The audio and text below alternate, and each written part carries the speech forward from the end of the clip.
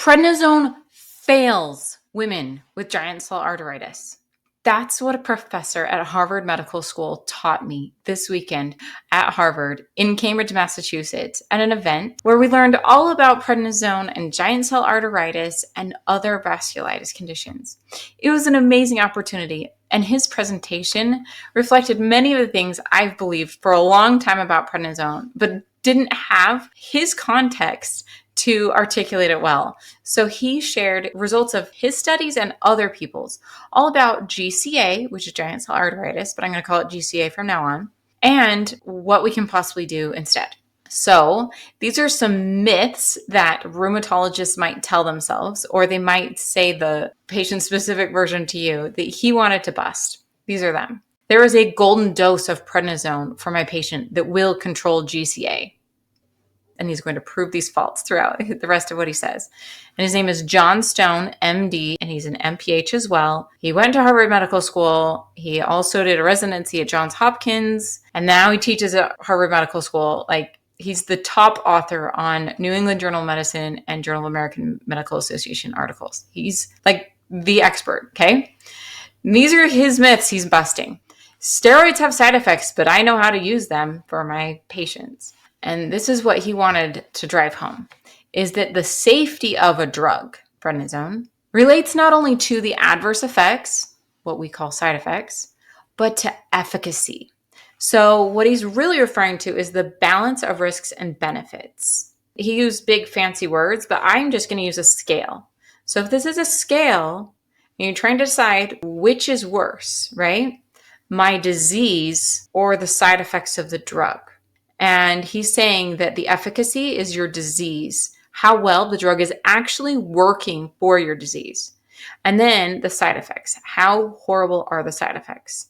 And so if the drug works perfectly 100% of the time in all the people at any dose, then that's an amazing thing. And it totally tips the balance to who cares how many side effects there are? The drug is always working. Versus the drug has tons of side effects and it never works, so we shouldn't use it, right? You get that scale? So we're going to talk about, for GCA, what are the factors that we need to consider? So first we're going to talk about the drug itself. Does it work? Okay. Does prednisone work for people with giant cell arteritis? And they did a giant study, and he was the top author, called GIACTA. G-I, big A-C-T-A. And they found that there was a 5 times greater risk of failure of treatment in women than men taking prednisone. So prednisone does not work in women for some reason. He said that a longer taper led to 50% more prednisone use at 6 months versus 1 year. In this study, they studied whether 6 months of prednisone or a year of prednisone or a different drug would be a better option for giant cell arteritis. And so when they compared 6 months of prednisone to a year of prednisone on whether there was a relapse of giant cell arteritis, whether you got pain, whether you got headaches, whether there was blindness or things like that happening, they found that the people who did a 6-month taper, only 14% of them went into remission. 14 out of 100 people in the study were in remission at 6 months, okay? That means 86% of the people who took 6 months of prednisone had a flare or it didn't work, okay? So most of the people it did not work for. Then if you do the year, if they were on prednisone for a whole year, they're taking twice as much prednisone, okay? I guess they said 50% more prednisone. Only 18% of the people taking prednisone for a year were in remission. So 82% of the people were not in remission at a year after taking prednisone for giant cell arteritis. Prednisone did not work for most of these people, and it didn't really matter if it was 6 months or a year. It was almost the same, 18%, 14%. Most of the people were not in remission. So he said the duration of prednisone treatment mattered very little, that prednisone fails most patients with GCA, and that prednisone failure is the rule. The exception is when it works. Most of the time, GCA is not treated by prednisone, and it's worst in women. So they wanted to know, okay, so where is the flare happening? Because if we can find that perfect dose of prednisone and the side effects aren't that bad, then maybe we can keep somebody on that dose forever and they won't be suffering too much other stuff. So they looked to find out what dose was a person taking when they had the flare. So they discovered that 2/3 of people taking prednisone had a flare when taking more than 5 milligrams a day. Okay, remember that number, 5 milligrams a day. 3/4 of the people who did a full year taper, their flare occurred at more than 5 milligrams a day. So most people are flaring at a dose more than 5 milligrams. 68% of those who did the 6-month taper flared, and 48% of those who did a 1-year taper flared. So still almost half and more than 2/3 people flared. And then when they averaged it out to find the median dose of the prednisone flare, the average dose of prednisone per day at flare was 9 milligrams. 9. Okay, this is going to come back when we're talking about the side effects to find out the balance of risks and benefits. So his conclusion was it doesn't matter how long the taper is. It's the dose that matters. Whether you taper to 9 milligrams and they flare, or whether you taper really fast or really slow, it didn't matter. It was getting to whatever that dose was where that person flared. So now that we know most people flare at an average of 9 milligrams, some more than that, some less than that, what about the side effects? How bad are the side effects at 9 milligrams? All right. So he looked at different other studies and he asked, is there a dose that is well tolerated from the standpoint of adverse effects? So is there this golden dose where the side effects are okay? And his conclusion is that all patients on chronic glucocorticoids suffer from the same condition, steroid toxicity. To translate that into English, all patients on prednisone for a long time suffer from the same condition, prednisone side effects that are toxic. Toxicity. All. There's no exceptions here. He's saying, this is the #1 researcher in the world, okay? And he's saying there are no exceptions. And he said that the things that can make it worse are age and gender. So the older you are, the worse the side effects, generally. Most side effects. Some were worse when you're younger, but most of them get worse as you age. And your gender. It's clearly failing women. A lot of the side effects are worse for women. So let's talk about 3 types of side effects and what dose they're happening at. So the first one is infection. We're taking prednisone, an immunosuppressant, and an anti-inflammatory medication. And so how bad really is this immunosuppressant effect of it? So they did a giant study of 200,000 patients who have rheumatoid arthritis, and they looked for one outcome, all right? Whether or not this rheumatoid arthritis patient was hospitalized for an infection. That's it. They looked at Medicare claims data, they looked at Optum claims data to see if they're taking a steroid and whether or not they've been hospitalized for an infection. So there are lots of other infections that don't require hospitalization. So these are like the worst infections, right? Like you don't get hospitalized for, simple infections. You get hospitalized for things that are really, really bad. So they figured out what dose these people were taking. And of those in the lowest dose of prednisone group, the less than 5 milligram a day group, less than 5, 11% had an infection sometime in 1 year. More than 1 in 10 people who were taking prednisone for rheumatoid arthritis for 1 year had an infection that required hospitalization. And a low dose at that, less than 5 milligrams. Mind blown.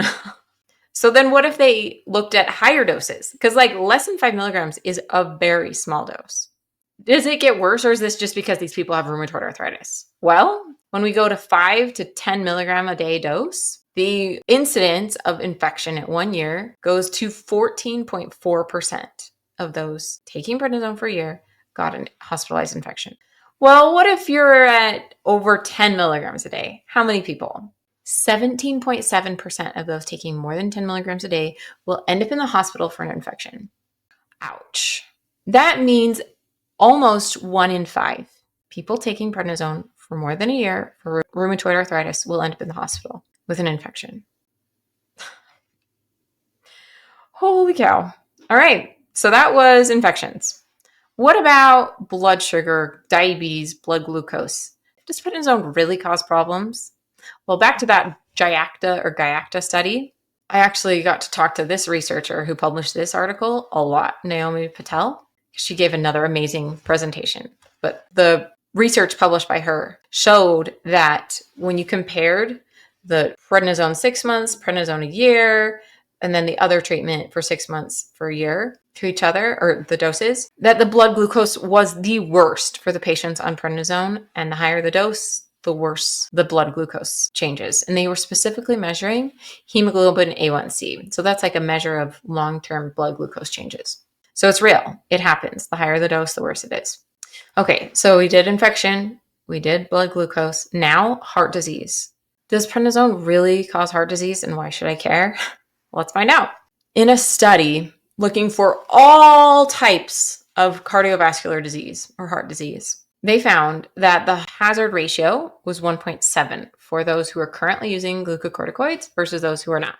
To translate that into English, you have a 70% greater chance of heart disease compared to someone who's not taking prednisone.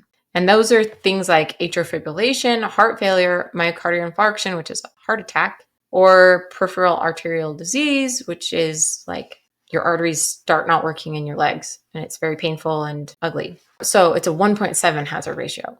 Ugh. All right. What about less than 5 milligrams a day, though? What if we're looking for lower doses? So if we're only looking at less than 5 milligrams a day, the hazard ratio is 1.5, 50% increased risk. All right. What about we're doing a really big dose, greater than 25 milligrams a day? The hazard ratio is now 2.8 times. Yikes. Okay. What about if we're looking at dose over a lifetime? They call this a cumulative glucocorticoid dose. So like if you get huge doses of IV steroids, or you take lots of prednisone by mouth for a long time, it adds up. Like for me, I had to do 60 milligrams many days. And then one other time I had to do basically 1,000 milligram equivalent of prednisone in one day. So my cumulative amount of steroids I've been exposed to is probably close to 2 grams, maybe more. I haven't added up. I should. But it's a lot. And so they're looking at people who've gotten less than half of what I've gotten over a lifetime, less than 960 milligrams. And they said the hazard ratio was 1.2. But what if you've had 7.3 grams? So somebody who's had like 3 to 4 times more than me, the hazard ratio for heart disease is 1.5. So it's bad. Okay, then he showed some tolerability studies by the European League Against Rheumatism. So the doctors in Europe who prescribe and treat prednisone patients for rheumatology conditions.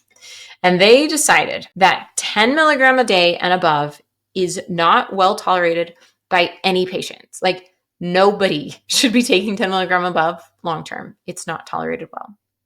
Then 6 to 10 milligrams per day is tolerated poorly by many. So most people don't feel well with that and have risks for lots of complications. 5 milligrams or less may be okay in the right patient. So basically, 5 milligram or less is the recommended. Anything above that, most people feel awful. But remember, the median dose of a flare of giant cell arteritis was 9 milligrams a day. So 5 milligrams was our cutoff for it being an okay thing. Most people taking prednisone for GCA are in the 10 milligram and above, feeling horrible, and EULAR says not tolerated well by any patient. So we're looking at the benefits and risks. The benefits, it only works for some people at a golden dose of 9 milligrams and above. And the side effects are happening to a lot of people, and they're really bad unless you're below 5 milligrams. So you need 9 milligrams to get it to work, but the side effects are bad. It's super hard to decide what to do. So what can you do if prednisone treatment for giant cell arteritis is failing you as a woman? What can you do? Well, they did a study, and John Stone, the author of the study, was also the presenter of this article. Conflict of interest? No, I don't think so. He just happens to be the expert, and he was telling us all about this. But then I discovered he also wrote this article, and it's where they did a study to submit to the FDA to get FDA approval for an alternative treatment for giant cell arteritis, and it's called tocilizumab or Actemra, and it was shown to be effective. And remember that 14 and 18% failure rate, like only 14% were successful and 18% were successful at 6 months and a year. So let's compare that to tocilizumab, the Actemra. a year, 56% of those treated weekly with Actemra and 53% of those every other week were in sustained remission at a year. So if it were me and I was feeling these horrific side effects, not well tolerated, and prednisone's failing me, I'm having flares, I would get on Actemra for sure. I would get over any fears of needles, fears of side effects of Actemra, because the doctors over and over, the world-renowned experts, rheumatologists, over and over said a variation of this, that prednisone is the most toxic drug that they prescribe. It is the worst one to be on. It's not working, and it causes the most horrible side effects. So anything else is a good option. Literally, I would try any other option if it were me. I would try Actemra. I would do whatever I can to get my insurance to approve Actemra. I would work with my doctors to get the Actemra. That's what I would do if it were me with giant cell arteritis. So Dr. Stone had some conclusions that I'd love to share with you. To repeat, steroids fail the majority of patients with GCA. There is no golden dose of prednisone. And the search for a golden dose places patients with GCA at risk. And steroid-sparing treatment should be started simultaneously with steroids. Try saying that 10 times fast. All those S's. But essentially, if you're diagnosed with GCA, your doctor should give you some prednisone and a different medication, whether it's Actemra or the new treatments that are being researched, because there are other ones that I haven't mentioned yet. But you want to get that treatment as soon as possible, because it didn't matter how long the prednisone taper was. People failed. It didn't work. Not people failed. The drug failed people. Prednisone failed women. And so steroids should be discontinued as soon as possible, whenever possible. That's his biggest takeaway, is that there's no reason to be on a lifelong treatment with GCA if you can get on one of these other medications. We want to get on the lowest amount of steroids so that we can minimize our risk for heart disease, for blood sugar issues, for infections, and all the many other side effects. And finally, treatment is more likely to fail women than men. So if you're a woman, you're wondering any other things you could do to be steroid sparing to minimize your risk for side effects, but things that you can actually do, and you don't have to wait for your doctor to prescribe. I have a prednisone checklist, and it includes the top side effects of prednisone, some of which I've gone through today, and what you can actually do to minimize your risk for complications. I go through each of those, and they're evidence-based. So published articles have shown that you should do this and this and this and this and this. And you can just check it off. Oh, I've done this, I've done this. And then you'll know you're doing everything in your hands to keep yourself safe and minimally affected by these side effects while taking prednisone. Signing off as Dr. Megan, your prednisone pharmacist.